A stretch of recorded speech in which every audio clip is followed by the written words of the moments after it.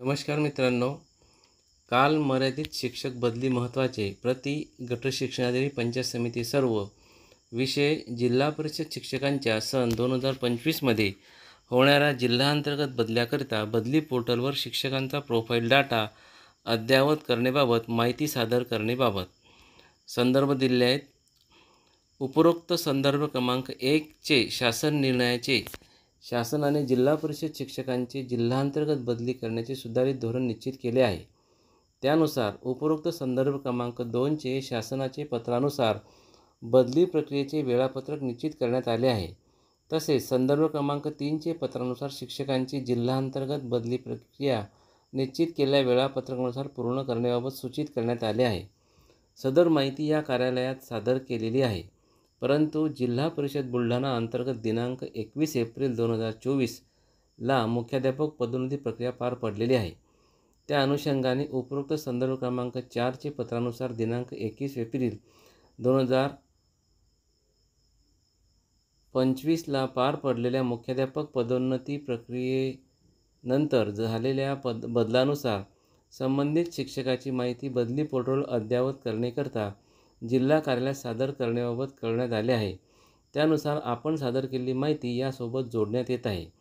उपरोक्त संदर्भ क्रमांक 5 चे शासन पत्रकानुसार आपसी आंतरजिल्हा बदलीने जिल्हा परिषद बुलढाणा येथे रुजू झालेल्या शिक्षकांना आपसी बदली झालेल्या 2 शिक्षकापैकी कनिष्ठ शिक्षकांची सेवा ज्येष्ठता गृहीत धरून त्यानुसार बुलढाणा जिल्हा परिषदमध्ये रुजू झालेल्या दिनांकामध्ये आवश्यक ती सुधारणा यापूर्वीच प्रस्ताव सादर केलेल्या शिक्षकांचे या बाबतीत करून देण्यात आली आहे।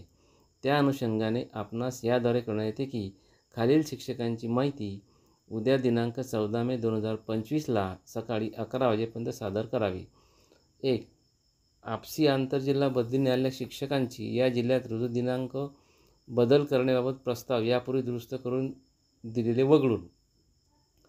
2. सोबत जोडलेल्या यादी व्यतिरिक्त बदली झालेल्या शिक्षकांची विहित नमुन्यात माहिती। 3. बदली पोर्टलवर माहिती भरल्यानंतर मयत झालेले शिक्षक यांची नावासह शालार्थ ID सह माहिती। 4. बदली पोर्टलवर माहिती भरल्यानंतर निलंबित झालेले शिक्षक यांचे नावासह शालार्थ ID सह माहिती। आणि 5. बदली पोर्टलवर माहिती भरल्यानंतर पुनर्स्थापित झालेले शिक्षक यांचे नावासह शालार्थ ID सह सादर करणे। अशा प्रकारचे पत्र शिक्षणाधिकारी यांनी सर्व पंचायत समितीच्या गट शिक्षणाधिकारी यांना काढलेले आहे।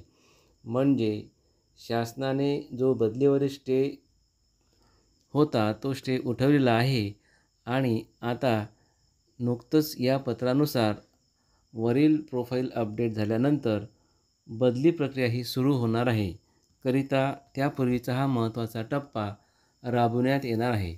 म्हणजे आता जिल्हांतर्गत बदली प्रक्रिया ह्या शिक्षकांच्या होणार आहे हे नक्की आहे। आपण जर माझ्या चॅनलला नवीन असाल, माझा व्हिडिओ आपल्याला आवडला तर लाईक करा, शेअर करा आणि सबस्क्राईब करा। धन्यवाद।